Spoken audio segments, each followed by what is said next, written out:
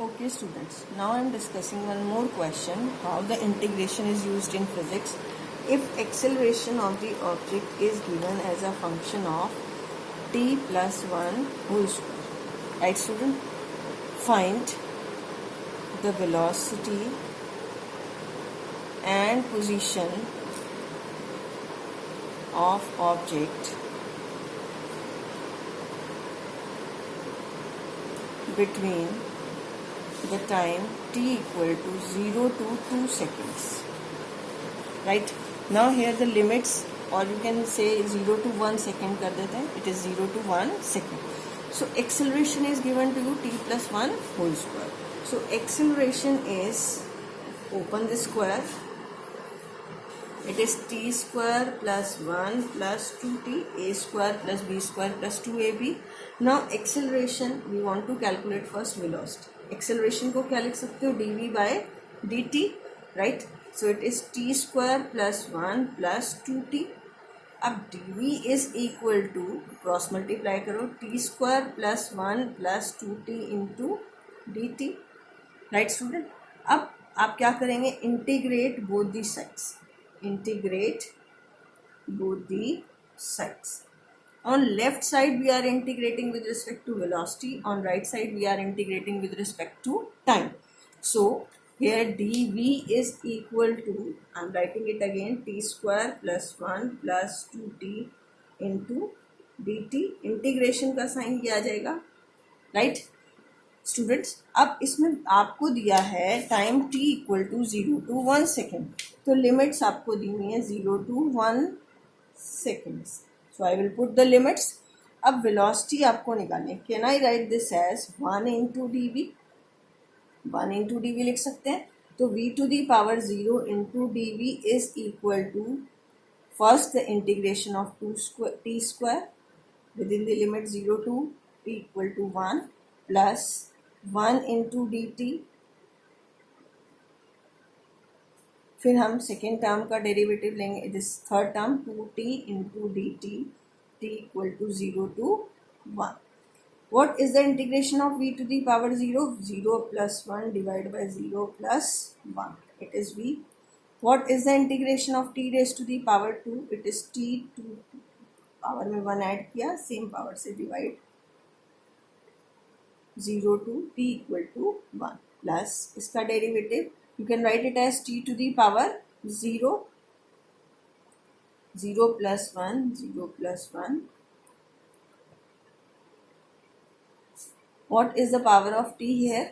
It is 1 plus 1. ठीक है student? Now it is t cube by 3. What is this? It is t. It is 2t square divided by 2.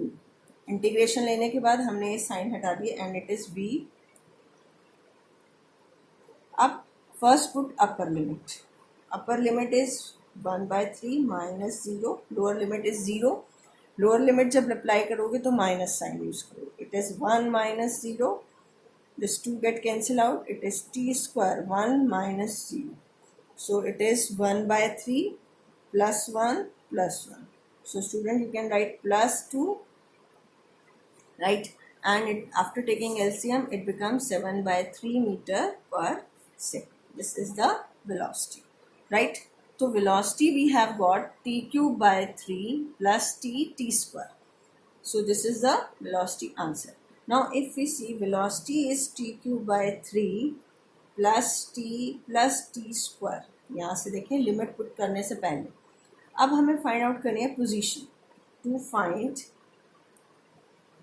x. तो अब आप इसको क्या लिख सकते हो? dx upon dt. b को क्या लिख सकते हो? dx upon dt. It is t cube by 3 plus T square. अब फिर इंटीग्रेट करेंगे इससे, इसको पहले क्रॉस मल्टीप्लाई करेंगे.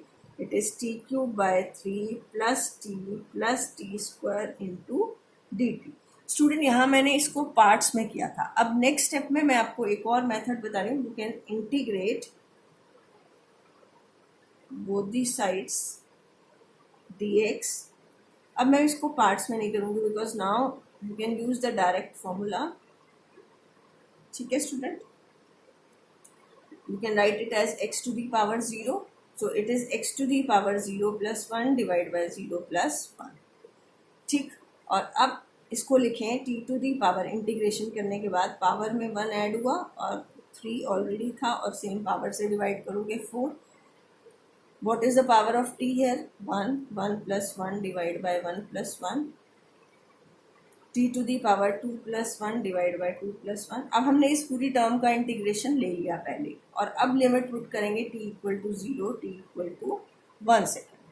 ठीक स्टूडेंट, ये x आ जाएगा t to the power 4 divide by 12, t square divide by 2 plus t cube divide by 3. अब आपको पुट करनी है लिमिट्स. अब मैं लिमिट्स, एक मेथड तो ये है कि आप सेपरेट सेपरेट करो, और you can directly put it. आप पूरी टर्म्स को लिख लो. First put upper limit, t की जगह 1/12 प्लस 1/2 प्लस 1/3. अब जब t 0 पुट करोगे -0 -0 -0, तो आपका आंसर 1/12 प्लस 1/2 प्लस 1/3. यहाँ आप इसका एलसीएम लेके क्या निकाल लोगे, इसकी position. So this is the position. I hope it is clear to you. You can solve it. You can do the practice of this integration question. Is it clear, student? Okay, thank you. Have a nice day. In the next video, in the next lecture, I will tell you derivation of equation of motion by calculus method or by the method of integration. Thank you.